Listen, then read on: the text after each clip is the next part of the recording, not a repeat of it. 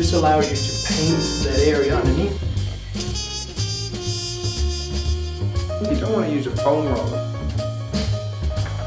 So standing here we've got about 40, 45. As a matter of fact, 95% of those circuit counter switches installed without consultation are installed incorrectly and there's no benefit.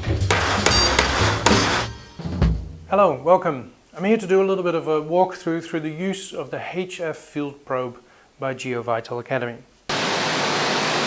Okay, before we go into the nitty-gritty of how to work this instrument, maybe we should talk about the why of this instrument. Most radio frequency radiation meters measure the air, and so that's also what we used to do. We visit our patients and measure the air around them for radio frequency radiation, and based on those levels we would recommend to put mitigation shielding in place or not. And so what we found was, though, that there were patients where the levels seemed to be nothing to worry about, shielding was not recommended. We fixed everything else, electric fields from the wiring, other things, but a number of those people were just not getting the kind of improvements that we were waiting for. So at that point it was brought to our attention that, hey, hang on, there's instrumentation you can use to measure or assess the body, how much the body is absorbing of this radio frequency radiation. And of course, having our background in a naturopathic health clinic, that appealed to us a lot more than measuring the air. And so we went back to the patients where we really kind of had results we wished were better. We measured the air again, and the air still insists that there's no problem. But then when we measure the body, not with this instrument, but the instruments we used at that time, then we're shown that the body is still under stress. And of course the body is a much larger antenna.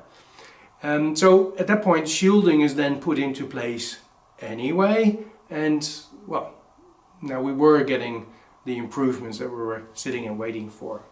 So ever since, we've not really been that interested or that excited anymore in measuring the air when you have an ability to actually look what's going on with the body. Now, of course, if the radiation exposure is extreme, any instrument will show you that there's a problem. In our experience, it's that mediocre exposure where the air measuring instruments kind of don't raise the alarm bell so quickly, but if you assess the body, you should see, often you would see a very different picture. So that's the why of this instrument. The HF field probe compared with the EM field probe, its low frequency equivalent, is a little bit different in size. The HF field probe is a little bit bigger. The unit comes supplied to you, the unit itself of course, comes with a charger cable, which may be, if you purchase the case with it, you may find this hidden behind the foam of the lid. So remember to have a look there. Now this charger functions at 110 volts, 110, 120, as well as 220, 240 volts. So you can use it anywhere in the world. It does have a European fitting on it though, so depending on where you are, if we were able to, we may have supplied it to you with a travel adapter. So you can plug this in the travel adapter and then into your PowerPoint/outlet. Now this cable and the charger, you would use a USB connection to connect these two, and that's how you can charge the unit. Now you'd be forgiven for thinking, oh hang on, this is easy, USB, I can plug that into any of my chargers, like my mobile phone, cell phone charger, or that little USB connection in my car. Well, I have to stress this to you, this unit is fitted with a fuse. And so if you charge this unit with any other charger other than the supplied charger, you run the risk that too much power goes through, the fuse will pop to protect the internals, and you will have to send this instrument back to Austria to get repaired. And obviously you're going to be without your instrument for quite a while. So please, don't ever charge this instrument with any other charger than the supplied charger. Okay, so sorry, to charge it, the charger cable just goes simply in the bottom. There we go. turn the power on onto the charger, and then an animation is shown. Animation shows an empty battery being filled into a big green battery, and there's a counter counting down. This is just an animation. It has no bearing on how full your battery actually is. So don't look surprised or feel surprised when you've just charged it, you turn the power off, turn the power back on the charger, and the animation starts over again with an empty battery. When you turn the unit on, there's a battery indicator in the corner, and that will show you what level the charge is in the battery. Okay, it's okay to leave it charging overnight. That's no problem, and try and keep it full. Okay, the unit is also supplied with a number of contact aerials. We have a short contact aerial and a longer contact aerial. It's easier to use the long contact aerial, so that's get screwed onto the top, and basically you're ready to go. Taking a body assessment, you're now looking at, let's say, 0 to 8 gigahertz. So it's quite a range. The unit is also supplied to you with a line filter. There's a little bit of a story with this. This line filter is supplied because the instrument that this instrument is based on, which is no longer in production, and that was the reason why we needed to craft something to keep working with. The other instrument measured up to a lower frequency than 8 gigahertz. And so all our experience within the academy and working with all the patients is all based on working with that other instrument measuring a range that is lower than 8 gigahertz. Man muss jetzt auch hier sagen, wir haben ziemlich viele Fenster hier, deswegen kann auch die Strahlung noch ein bisschen nach innen bringen, aber wir hatten hier auch schon Werte bei der Vormessung, wo über 2000 waren.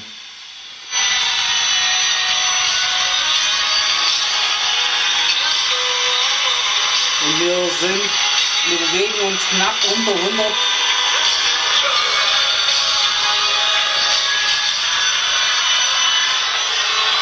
Im Schlafzimmer erreichen wir Werte um die 50. Da waren wir auch weit drüber vorher. And so our recommendation, which has stand for a long time, that in a bedroom scenario, if we measure the body and we get more than 100 microvolts, we would recommend shielding to be put into place. Ideally, in a bedroom, we would like to see less than 30. So this recommendation has come after years and years of use of that other instrument. Now, with this device, because now it looks up to 8 gigahertz, we're looking at much more what's going on. It kind of makes sense that these readings could be higher compared with the use of the other instrument. Therefore, for kind of a learning period, if you will, these instruments are supplied with this line filter, so that by putting the line filter in place and then the contact aerial, you're reducing the abilities of this instrument back to what our old instrument used to do. And so measuring with the filter, we know that those recommendations of 100, ideally less than 30, work perfectly. As we gather more data going forward, we may come to the conclusion that, I don't know, maybe above 120 we're going to recommend shielding, and ideally we'd like to see under 40. So feel free to measure with both, but just in case you're wondering what this line filter is about, I hope that makes sense. This shorter antenna, it may be supplied with the unit, it may not have, because I think this is something we're moving away from. This instrument is really not made to measure the air. But if you want to have a bit of a play with it, this was considered the 8 gigahertz antenna, and this was considered the 4 gigahertz antenna. Of course, 8 gigahertz is smaller than 4 gigahertz, hence the larger for the lower frequencies and smaller for the higher frequencies. But it's not really built for air measurements anyway. So in practical terms, this is the antenna you tend to use all the time because it's just easier to hold on to. So it may very well be that by the time you view these videos, this is no longer supplied with the unit. Right, anyway, so to turn the unit on, it only has one button, so it couldn't be much easier. And this does have a volume dial on the side. It does a little self-test. You just wait for it to power up. Okay, I'll just turn that volume down for the purpose of this demonstration. So by simply pinching the antenna on the top, we start getting a reading of what my body is currently absorbing. So at the moment we're looking at about 50 microvolts, 62. Now this can of course vary depending on where I am and also how my body is orientated, as in vertical versus horizontal. Because radio waves are polarized in different ways, so you'll take on more of one and the other depending on if you're standing up or lying down. So in the way we use this instrument is that we're most interested in what happens in the bedroom. And so we would ask the person to lie in the bed. The person taking the measurement, let's say, would kneel next to them, trying to make themselves small to not be a barrier for some radiation that might come from the back that they could potentially shield the person from. And of course you're not going to sit there all night long, so you're going to try and make yourself nice and small to not be a major barrier.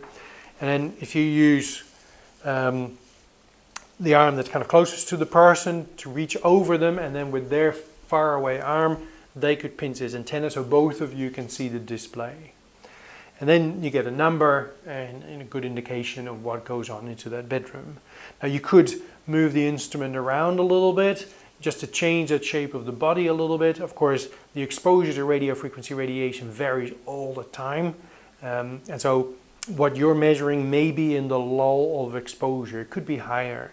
So if you move it around a little bit and change that body shape, you'll see that there's also a bit of a change in the reading. So typically if you move it around, whatever the highest value is, that's normally the value to go on in terms of your consideration, whether or not to put shielding in place or not. Wasn't it high last time? No, what's happened? It varies all the time for one. Okay. Alright, so here we are just taking that body measurement again before the shielding is put into place. So when we did this last time we had about 2900-ish, somewhere around that figure. Now we're looking at 51, 50... Now we're looking at 6,000. 6,000 microvolts, so yeah, it just shows it's always, always moving, always changing, but it is surprising. It is a lot different than last time. All the more reason to fix it, of course. And yeah, that's pretty much all there is to it. So you get that number. Of course, if you own one of these, it's a good idea to take some measurements regularly, different times of the day, different times throughout the night, and kind of see what that exposure does and how that varies. Remember that the measurement of radio frequency radiation it's a little bit more complicated. What I'm trying to get at is that if you have an interest in assessing what a particular device may produce, you don't want to stand too close to the device. So if you have like a cell phone, a mobile phone, you don't put that right in front of you and then measure yourself. It has to be a certain distance away from you. A rough guide is a meter or 3 feet. That's a good distance to get a bit of an indication. All instrumentation has its limitations. That's not unique to us. What we have figured out in the interim is that with particular routers where the information is sent in packets, there's a certain pace to that, and this instrument also measures at a certain pace. And so sometimes when you try and ascertain if a router is putting out a lot, you may hear a lot of noise on the speaker, but it won't actually raise the number all that much. You can tell by the noise that clearly there's an exposure. So yeah, it's kind of a no-brainer that wireless technology is not a great idea to have in the house, certainly not the bedroom. So just keep in mind this is not just one of the limitations of this instrument. Other instruments have other limitations. So this is something we have found. But to do its work in the bedroom, put somebody down and measure their overall accumulated exposure, this is a wonderful tool.